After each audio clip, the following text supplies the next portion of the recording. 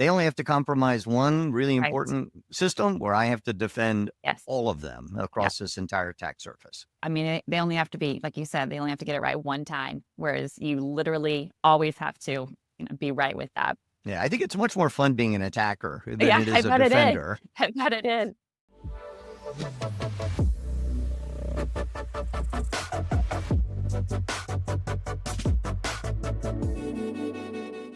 Welcome to Speed Data, quick conversations with cybersecurity leaders. I'm your host, Megan Garza. Today, I'm speaking with J.R. Williamson, the Senior Vice President and Chief Information Security Officer for Leidos. Welcome to the show, J.R. Thank you. It's great to be here. JR oversees all aspects of the Enterprise Information Security Program for Leidos, including strategy, governance, and operations. He's also a founding member of the CISO Forum, which brings cybersecurity leaders together to exchange insights on how to address dynamic identity challenges and the ever-evolving threat landscape. And speaking of cybersecurity leaders, JR was named one of the top 10 CISOs to watch by Washington Exec and was a Northrop Grumman Technical Fellow, selected for achieving the highest caliber of scientific, technical, and systems engineering talent. And if that weren't impressive enough, JR has also published numerous articles for organizations like Georgetown University and the Internet Security Alliance. You stay busy, JR. Tell me, what does your day-to-day look like? Lots of meetings. Yeah. Lots of meetings. Daily life is just picking up the pieces every morning. The beauty of this field is that it's dynamic. It's changing all the time. And so you have sort of your schedule, you have your routines, you have your meetings, and then there's stuff. Stuff just happens and you're responding very quickly to that. So my schedule is very fluid. Yeah, I bet every day looks different, I'm sure. Which is part of the excitement. I mean, this is one of the things that's sort of a joy, of a career in cybersecurity. But if you really don't like that, you really Yeah, want things to be a little more nailed down and solid, probably not the best not the choice one because for it you. is a very dynamic world. Yeah. And how did you get started in cybersecurity? Ironically, I didn't want to be in cybersecurity. I'm IT guy growing up through the IT world, and everybody wants to, maybe one day become CIO of a corporation. And so I was on that path. I was always a technologist, as a computer science engineer. So I love technology. And so this was a very natural fit for me to be in the IT space. And I got a little deeper and further into my career, and I got tapped on the shoulder to say, hey, JR, we'd really like for you to get involved in information security. And I'm like, security? What? I mean, those are the note people. Yeah. That's not a fun job to do. I'm an engineer. I like to provide solutions, like to fix stuff, like to do the engineer's dance, when you solve a problem and get something done. So security, no, that's not for me. And so I said, no, that worked. I kept going. And in fact, I was at Northrop Grumman at the time, and I was running what we call our 1NG program office, bringing all the many pieces of Northrop Grumman into one. Because we were highly decentralized back in the days of a tremendous amount of merger and acquisitions, that helped to, quadruple the size of the company. And so that was kind of fun, very big technical problem, integration, people, process, all that stuff coming together. And then I get tapped on the shoulder again. Hey, JR, you're doing a great job over there. We'd really like for you to get involved in this information security thing. And so ultimately, I sort of had my arm twisted. And sometimes you got to listen to the organization when they come to you and say, we really want you to do something else. And so I kind of reluctantly got into information security. We call it cyber back then. Yeah. But information security. And, I was in the job for probably 5 or 6 months and said, this is amazing. I mean, this is so cool. You get not only the sort of the technical problems that you have to deal with, and I was trying to deal with, and the people and process, but also risk and trying to really thread a conversation around risk. And so my mantra at that time was, it's not about no, N-O, it's about no, K-N-O-W. Let's apply a little bit more of an engineering mindset to these problems and come up with solutions. Get away from that fear, uncertainty, and doubt, and directly into how can we solve this problem with an acceptable risk tolerance. And so that's what got me into it. And then, again, reluctantly, but once I got in, this is the greatest job ever. Yeah.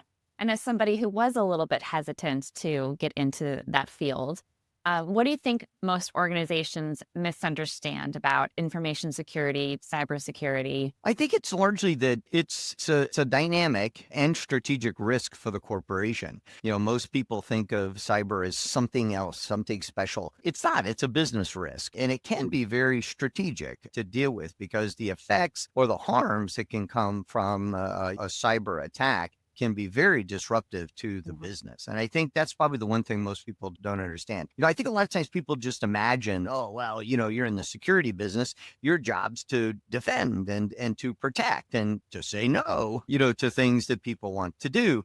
And sure, there's those things, but the mantra that I have is that there's really sort of three key words that define the mission of cybersecurity. It is protect. Mhm. We understand the protect mission, it's security, but it's more than that. It's also partnering. It's partnering with the business. It's partnering with your suppliers because it's an all hazards kind of problem. And it takes a village to defend against a Yeah. common adversary. And then the third is transform. So it's really partner, protect, and transform. And a transform mission is huge because it is so dynamic. The adversary is constantly changing. It is a battlefield. And so, sometimes your best plans don't survive first contact.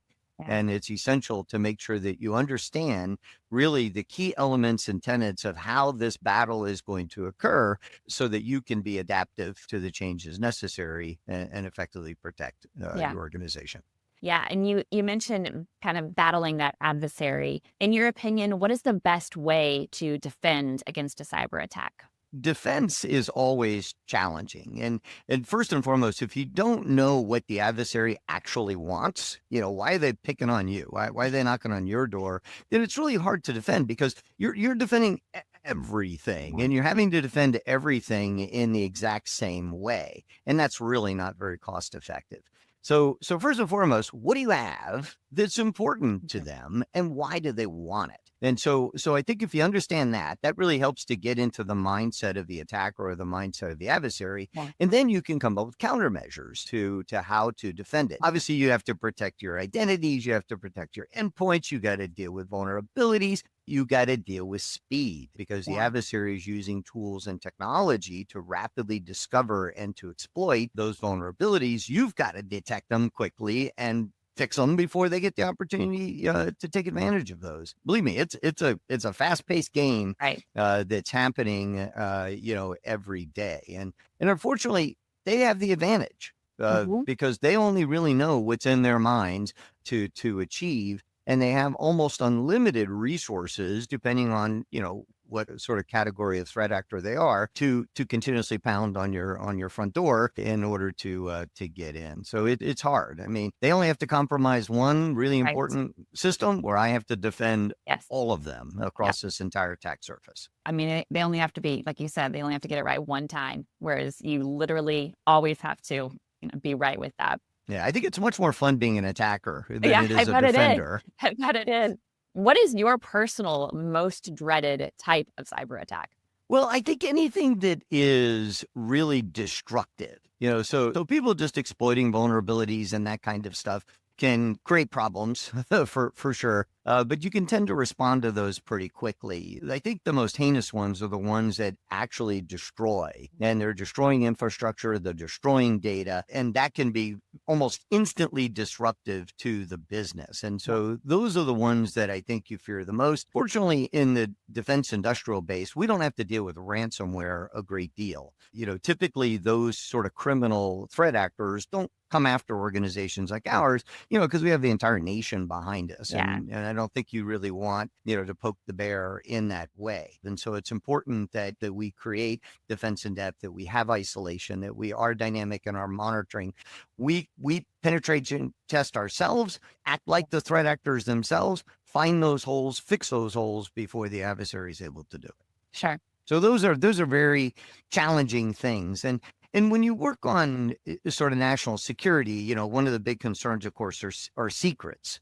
Mhm. And the adversary wants to, from an espionage perspective, to get in and persist so that they can be in the infrastructure and to be able to find those secrets and kind of, stay low Right. and Undetected. be Yep. very deliberate and undetected so that they can surveil and persist that presence. And so those are also fairly heinous. And so that's something we spend a lot of time and energy on to sort of root out where those type of attackers are, how they're living off the land. I think you'll hear a lot these days, to just remain sort of undetected. And obviously we'd like to prevent them from getting there in the first place. Sure. But when they do get in, we want to find them quickly and root them out. Yeah.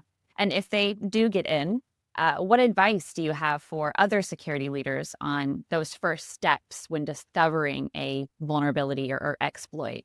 Sure. Well, it's like any other sort of breach response. You deal with isolation. Okay, they're on this system. How did they get here? I'm going to isolate that. I'm going to do my forensics. I'm going to figure out how they got in, and then I have to hunt, because if they got in there, it's possible they got in somewhere else. And again, you got this whole large attack surface that you're trying to defend. So once you do find a foothold, and you isolate that and you begin your forensics, you're on the clock. You're on the clock, because if you disrupt that command and control signal that they have, then they know that they've been detected, which means they could pivot and shift to another location. So again, now we're in this little game where we're trying to protect appropriately, but we now need to discover, so it's a threat hunting type of thing, where else are they potentially at? So understanding how they got in is really important. You create these indicators of compromise. You go hunt across your entire global infrastructure, try to find where they're at. Create isolation techniques once you discover them, and then pull the trigger, boot them out, all at the same time, and then look continuously for the behaviors and patterns of behaviors that allowed them to persist into the environment. So then it's that continuous learning thing. So when you look at the NIST cybersecurity framework, and you identify and you protect, and then it's detect, respond, and recover. And a big part of that is this learning loop, about how you continuously improve so that you keep the threat actor out of the environment. Yeah. And lastly, can you share one thing that you wish future cybersecurity professionals knew? Really work with the business, understand what your risk tolerances are. Not everything can or should be protected to the same level, because it's inefficient. In fact, I invented a word. I'm an engineer, we make up words. And I invented this word called risk-tasity. And risk-tasity is all about the elasticity of rigor based on risk. So when risk is high, you need more rigor. Right. Why? Because you're trying to assure an outcome. And so you got to put more rigor to it, more checking, more tooling, more capability, more quality control, all those kinds of things.